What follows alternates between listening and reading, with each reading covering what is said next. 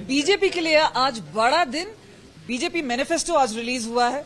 सीधा हमारे साथ बात करने के लिए मुख्यमंत्री जयराम ठाकुर। सर, कांग्रेस के नेता ये बोल रहे हैं कि यूनिफॉर्म सिविल कोड लाने की क्या जरूरत है, आप बांट रहे हैं तो वो रबड़ी है और हम बांटे तो वो रेवड़ी है। कैसे देखते हैं? देखिए, वो अपनी बात कह करके सचमुच में ऐसा लग रहा है कि उनको बहुत ज्यादा परेशानी हो गई है। हमने जो कहा है वो सोच समझ के कहा है, जिम्मेवार पार्टी के नाते हमने कहा है, और जो कहा है वो करेंगे भी।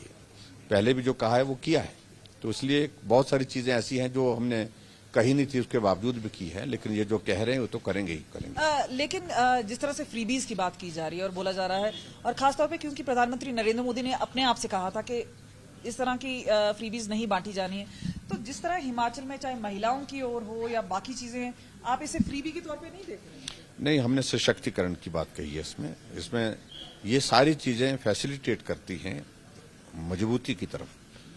महिला सशक्तिकरण की अगर हमने बात कही तो उसमें बेसिक चीजें ये हैं। इन चीजों से अगर हम शुरुआत करेंगे तो महिला सशक्तिकरण का जो हमारा जो लक्ष्य है उसमें हमें ताकत मिलती है आगे बढ़ने के लिए। सर, आप ही के जो डिसिडेंट्स हैं उनकी अब तादाद बढ़ती जा रही है, कुछ 21 हो गया, कुछ लोगों को तो आप लोगों ने मना लिया है, लेकिन कितना बड़ा ये एक प्रॉब्लम बनता जा रहा है आप लोगों के लिए, कैसे संभाल रहे हैं? मुझे लगता है कि जैसे जैसे कैंपेन आगे बढ़ता जा रहा है, लोगों का ध्यान इन चीजों पर जा ही नहीं रहा है। कौन डिसिडेंट है? सामने सिर्फ एक ही चीज दिख रही है, प्रदेश में भाजपा की सरकार, कमल का फूल, नरेंद्र भाई मोदी जी।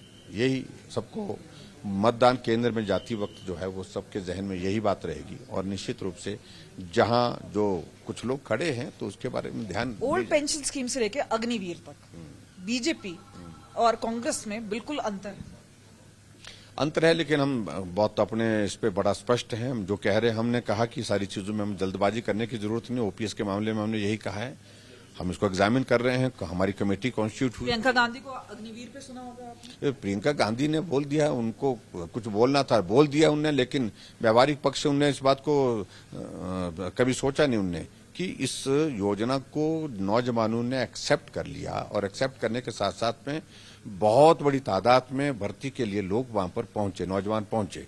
और दूसरी बात, नौजवानों को अब कंफ्यूजन क्लियर हो गया कि इसमें जॉब अपॉर्चुनिटीज हमको उसके बाद जो मिलेंगी वो और तरह की मिलेगी। मतलब बहुत कैरियर उनका जो है हर तरह से खुला है।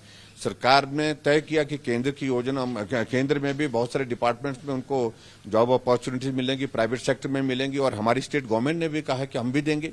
तो ऐसे में एक चीज सामने आती है कि आप लोगों ने 11 कमिटमेंट किए हैं, लेकिन 11 कमिटमेंट महिलाओं के लिए भी की हैं। हाँ, तो ये एक 27 लाख का वोटर बेस है, उसको कंसोलिडेट करने की कोशिश। तो निश्चित रूप से महिलाओं के लिए जो हमारी सरकार ने वर्तमान में 5 साल के कार्यकाल में हिमाचल प्रदेश में किया, आदरणीय प्रधानमंत्री जी ने केंद्र से किया, तो उसको फर्दर स्ट्रेंथन करने के लिए हमने ये एक कदम उठाया, और मुझे लगता है कि एक बहुत बड़ा इम्पैक्ट इसका पड़ेगा। लेकिन जैसे ऐसे सवाल उठाए जा रहे हैं कि उनकी रिप्रेजेंटेशन ही बहुत कम है। नहीं, देखिए, ये सारी चीजें धीरे धीरे आगे बढ़ेंगी और बढ़ रही है। कम से कम कांग्रेस से तो बेहतर है हम।